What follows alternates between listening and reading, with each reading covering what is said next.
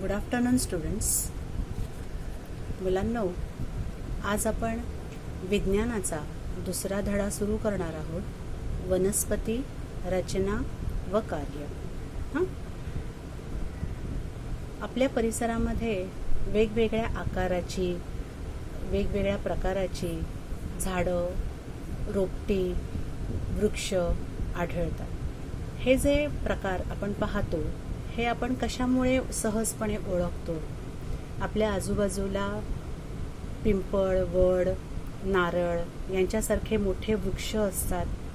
त्याचप्रमाणे तुळस, जास्वंद यांच्यासारखी रोपटी असतात. तर पडवळ, कारली यांच्यासारख्या वेली असतात. या सर्व प्रकारच्या ज्या विविध वनस्पती आपल्या आजूबाजूला आढळतात, ह्या आपण त्यांच्या पानाच्या प्रकारावरून, त्यांच्या शाकार जो असतो त्यांचा, म्हणजेच वरचा जो भाग आहे ज्याला इंग्लिशमध्ये डोम असं म्हटलं जातं, तो, त्याचप्रमाणे त्यांचं खोड, फुलं यांच्या वेगवेगळ्या प्रकारांवरून आपण ओळखतो. आता या वनस्पतींचे वेगवेगळे अवयव कोणते आहेत?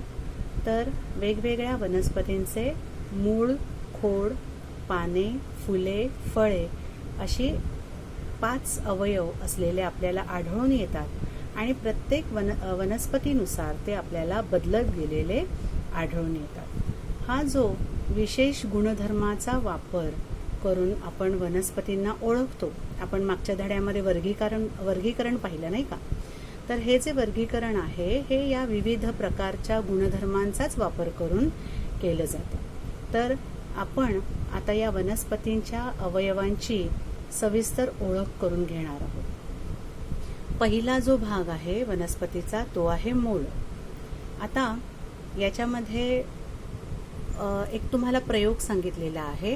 तुमच्या घरामध्ये एखादी वाटी असेल, त्याच्यामध्ये आपले जे वर्तमानपत्र आहे, पेपर, तर त्याचा बोळा ठेवायचा आहे. बोळा म्हणजे असा गोळा करून एकत्र तो ठेवायचा आहे. त्यानंतर त्याच्यामध्ये पाणी शिंपडायचं आहे आणि त्याच्यात दोन्हीमध्ये, म्हणजे ती जी वाटी आणि कागद जे आहे यांच्यामध्ये भिजवलेले हरभरे किंवा मटकीचे दाणे ठेवा. 2-3 दिवसांनी त्या ज्या बिया आहेत त्याच्यामध्ये काय फरक झालाय त्याची नोंद करा. तुम्ही जर हरभरा बघितला तर तो तुम्हाला हे जे मूळ निर्मिती इकडे आपल्या पुस्तकामध्ये जे दाखवलेलं आहे, ही अंकुर निर्मिती जी आहे ही अशी अंकुर निर्माण झालेला तुम्हाला आढळून येईल आणि दुसऱ्या बाजूनी आदिमूळ बाहेर आलेलं तुम्हाला आढळून येईल.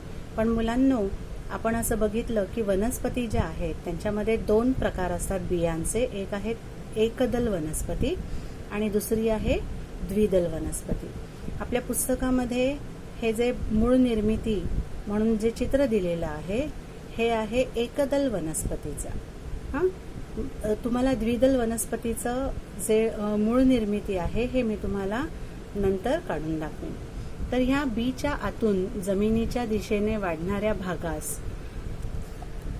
आदिमूळ असं म्हटलं जातं.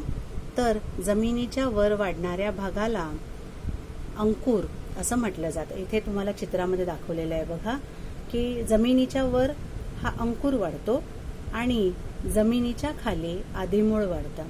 या आदिमुळापासून बनलेल्या मुळाची वाढ जमिनीखाली होत जाते आणि हा मुळाचा जो जमिनीलगतचा भाग आहे हा अगदी सुरुवात जी आहे ती सगळ्यात जास्त जाडसर असते आणि जसजसा तो पुढे जमिनीमध्ये जाईल तसतसे त्याला फाटे फुटत जातात आणि त्याचा आकार जो आहे हा छोटा छोटा होत जातो, निमुळता होत जातो. त्याला पुढे जाऊन आणखीन दुसरे फाटे सुद्धा फुटत जातात.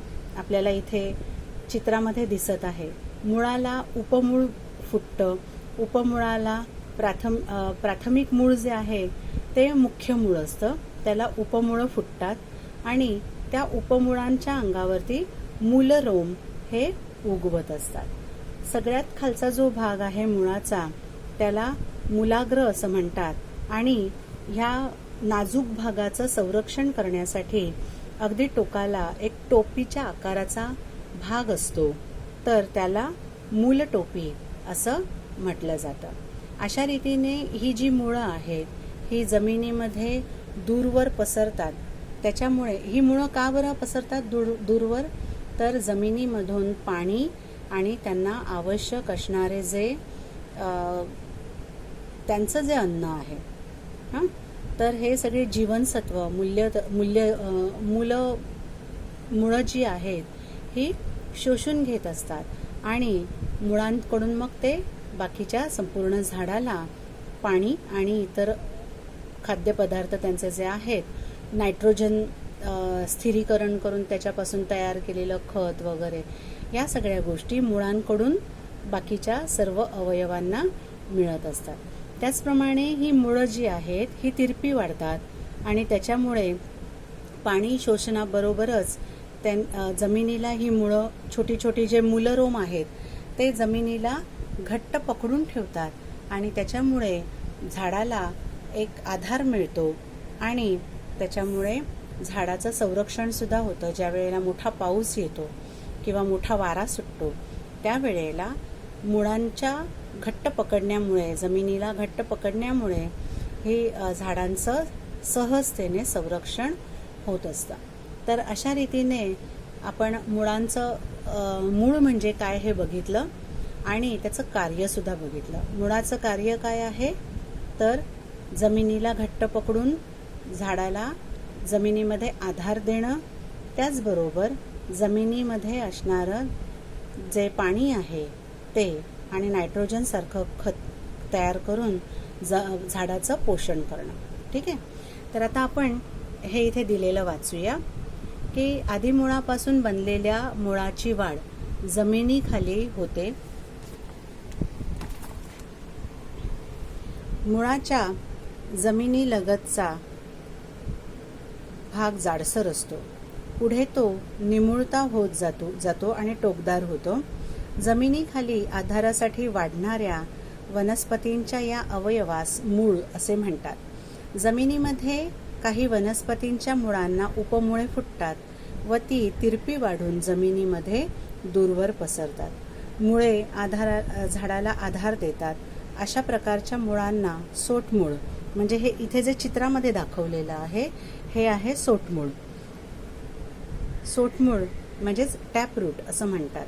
मुळांच्या टोकांच्या भागावर केसांसारखे धागे असतात, त्यांना मूलरोम असं म्हणतात. मुळाच्या टोकाचा भाग नाजूक असतो. मुळाची वाढ याच भागात होत असते. त्याला इजा होऊ नये म्हणून त्यावर टोपीसारखे आवरण असते. त्याला मूलटोपी असं म्हटलं जातं. आता तुम्हाला एक प्रयोग करायला सांगितलेला आहे.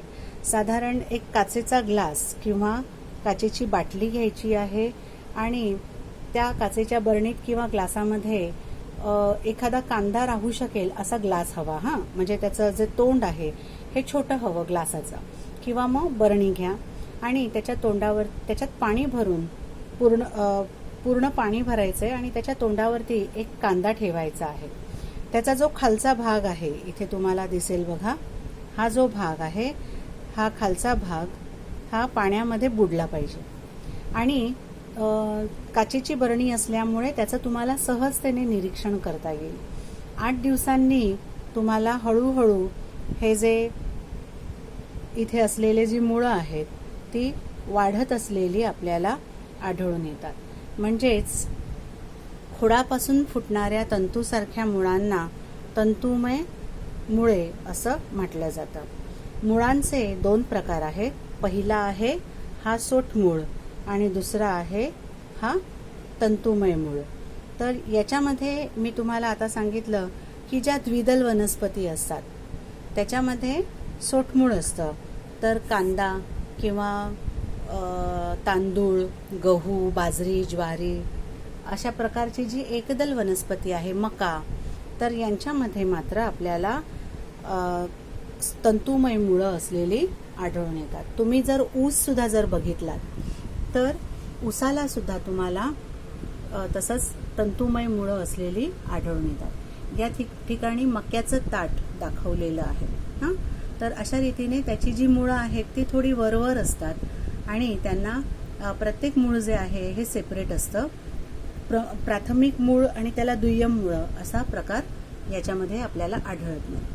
आता तिसरा तुम्हाला एक प्रयोग सांगितलेला आहे की एका कुंडीमध्ये वाटाणा, मोहरी, ज्वारी, मका, धणे यांचे दाणे पेरा आणि 8 दिवस काळजीपूर्वक वाढा. त्यांना व्यवस्थित पाणी घालायचं. शेवटी रोपं विदभर उंचीची झाल्यावर कुंडीतील माती ओली असताना त्यांना अलगद उपटून काढायचे आणि पाणी भरलेल्या काचेच्या मोठ्या पात्रामध्ये ठेवायचंय की ज्याच्यामुळे अलगद का काढायचंय तर आपल्याला मुळांचं निरीक्षण करायचंय. म्हणून मुळांवरची माती निघून जाईपर्यंतच फक्त त्यांना पाण्यामध्ये ठेवायचंय आणि या मुळांचं काळजीपूर्वक निरीक्षण करायचंय. कोणत्या वनस्पतींचे सोटमूळ आणि कोणत्या वनस्पतींचे तंतुमय मूळ आहेत ते आपल्याला पाहायचंय. मका, ऊस, ज्वारी यांना जमिनीत वाढणारी मुळे व जमिनीच्या वरील खोडापासून वाढणारी आगंतुक मुळे अशी 2 प्रकारची असतात.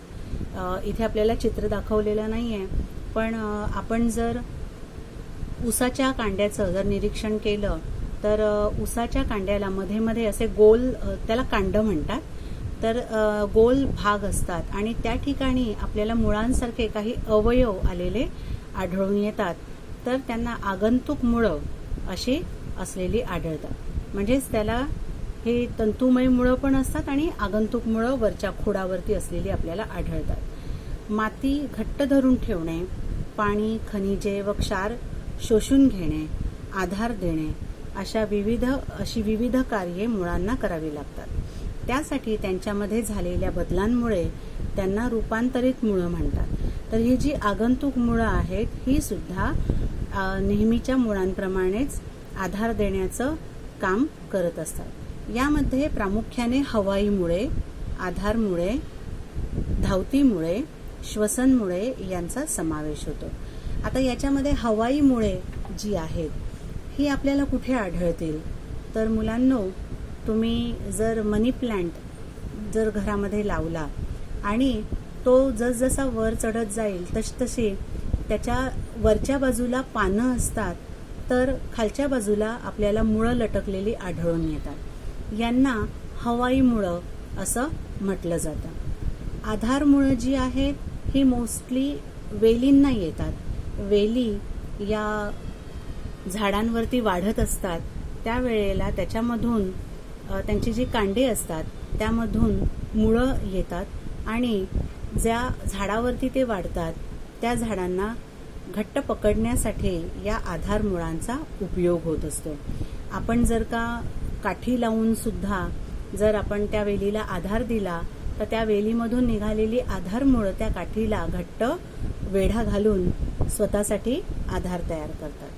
धावती मुळं जी आहेत ही आहेत, आपण दुर्वा पाहतो ना, तुम्ही एक दुर्वा लावलात किंवा समजा तुम्ही कोरफडीचं एक झाड लावलं तर ते मूळ जे आहे हे पुढे पुढे वाढत जातं आणि त्याला नवीन झाडं येत जातात.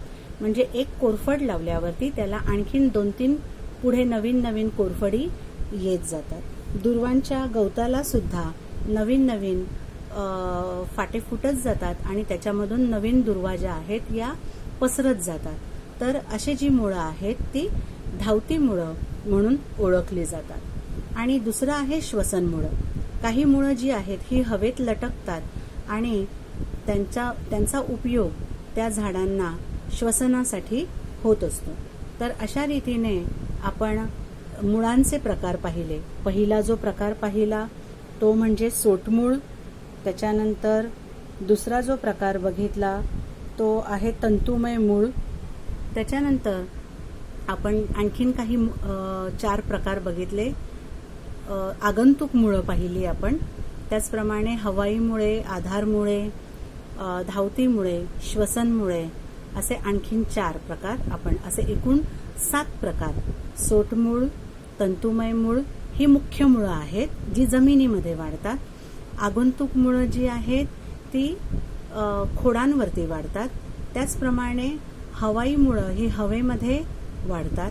आधार मुळं ही सुद्धा त्यांच्या खोडांना येतात आणि ते आधार शोधतात. तर धावती मुळे ही सुद्धा जमिनीच्या खाली वाढतात आणि श्वसनमुळे ही सुद्धा हवेमध्ये वाढतात. अशा रीतीने एकूण 7 प्रकारचे मुळांचे 7 प्रकार आपण पाहिलेले आहेत. ठीक आहे. आता चौथा तुम्हाला सांगितलेला आहे ते म्हणजे काचेच्या एका लहान बरणीत पाणी भरून घ्या, त्यात एक रोपटे ठेवा, रोपट्याची मुळे पाण्यात बुडतील अशी ठेवा, पाण्याच्या पातळीची खूण करा, त्यावर 5 मिलीलिटर तेल टाका. म्हणजे काय होतं, तेल टाकल्यामुळे पाण्याचं बाष्पीभवन होत नाही आणि ते पाणी जे आहे हे टिकून राहतं. दुसऱ्या दिवशी पाण्याच्या पातळीची नोंद करा. तर काय होतं, आपल्याला दुसऱ्या दिवशी त्यातलं जे पाणी आहे हे कमी झालेलं, इथे 2 तुम्हाला चित्र दिसत आहेत बघा. पहिल्या दिवशी असलेलं पाणी त्याच्यावर आपण खूण करून ठेवलेली होती. दुसऱ्या दिवशी जर आपण तेच पाणी बघितलं तर ते आपल्याला खाली गेलेलं आढळतं. याचं कारण त्या बरणीमध्ये असलेल्या वनस्पतीच्या मुळांनी हे पाणी शोषून घेतलेलं असतं स्वतःच्या वनस्पतीचं पोषण करण्यासाठी. तर अशा रीतीने याच्यामधून आपण या प्रयोगातून सांगू शकतो की मुळं जी आहेत हे पाणी शोषून घेण्याचं काम करत असतात. आता इथे तुम्हाला सांगितलेलं आहे जरा डोके चालवा. चिंच, आंबा या वनस्पतींची मुळे तंतुमय असती तर काय झालं असतं. आत्ताच आपण बघितलं की चिंच आणि आंबा या ज्या वनस्पती आहेत, सुरुवातीला आपण बघितलं की ह्या मोठ्या वनस्पती आहेत, त्यांना वृक्ष असं म्हणतात. तर अशा मोठ्या वृक्षाचा जर आधार जर कमकुवत असेल, तंतुमय असेल, तर ती झाडं राहतील का रे व्यवस्थित? नाही राहणार, है ना. तर अशा वनस्पतींना भक्कम आधार असावा, याच्यासाठी त्यांची मुळं ही सोटमूळ प्रकारातली असतात आणि ती जमिनीमध्ये खूप खोलवर पसरलेली असतात. दुसरा प्रश्न आहे, मुळांच्या टोकाला इजा झाली तर काय होईल. तर ती मुळं जी आहेत ती मरतात आणि त्यांची व्यवस्थित वाढ न झाल्यामुळे कधी कधी ती वनस्पती सुद्धा मरू शकते. याचं कारण मुळांची टोकं जी आहेत ही पुढे वाढत जात असतात आणि आधाराच्या कामाबरोबरच ते पाणी, त्याच्यानंतर जमिनीतले क्षार, जीवनसत्व शोषून घेत असतात. हे न मिळाल्यामुळे त्या वनस्पती मरण पावतात किंवा त्या मुळांची वाढ खुंटते आणि दुसरी मुळं जी आहेत ती तयार होऊन पुढे वाढायला लागतात. मेथी, पालक, कांदा या वनस्पतींची मुळे कोणत्या प्रकारची आहेत. आपण कांद्याचं आत्ताच बघितलं. तर कांदा जो आहे तो म्हणा, मेथी, पालक ही जी आहेत ही आगंतुक आहेत आणि त्याच्यामुळे आपण सहजतेने त्यांना उपटून काढू शकतो. माहीत आहे का तुम्हाला, वडाच्या खोडावर फुटलेली जी मुळे आहेत ती जमिनीच्या दिशेने वाढतात, त्यांना पारंब्या म्हणतात. या पारंब्यांचा कोणता उपयोग होत असेल.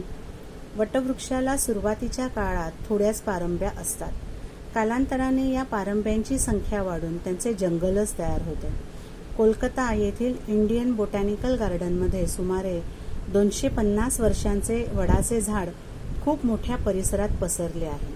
तर हे जे पसरलेले झाड आहे त्या झाडाला आधार मिळण्यासाठी या पारंब्या ज्या आहेत या सुरुवातीला त्या हवेत लटकत असतात आणि नंतर त्या जमिनीकडे वाढत जातात आणि त्या जमिनीपर्यंत पोहोचल्या की त्यांची मुळं ही जमिनीमध्ये वाढतात.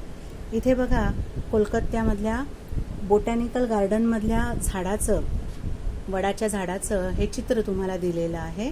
हे झाड एवढं प्रचंड आहे की त्याच्यामधून रस्ते सुद्धा तयार केलेले आपल्याला आढळतात. तर हे जे झाड आहे हे तुम्ही एका पिक्चरमध्ये बघितलेलं आहे ना.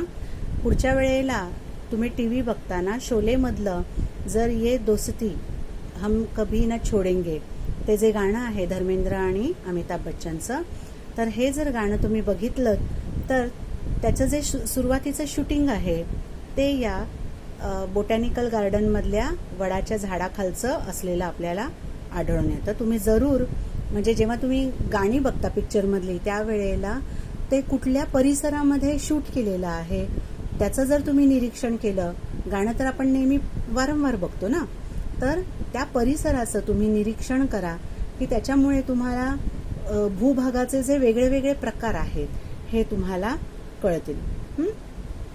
आता मुळा, गाजर, बीट हे जे आहेत हे सुद्धा जमिनीखालचे जाड मांसल फुगीर हे असे मुळं आहेत आणि त्यांचं जे मूळ आहे याच्यामध्ये जे आपण खातो नाही का, मुळा खातो, गाजर खातो, बीट खातो, तर हे सुद्धा त्यांच्या वनस्पतीचं मूळ आहे आणि त्याच्यामध्ये अन्न साठवून ठेवलेलं असतं आणि त्याच्यामुळे त्यांचा मुळाचा जो भाग आहे हा जाड, मांसल आणि फुगीर असतो.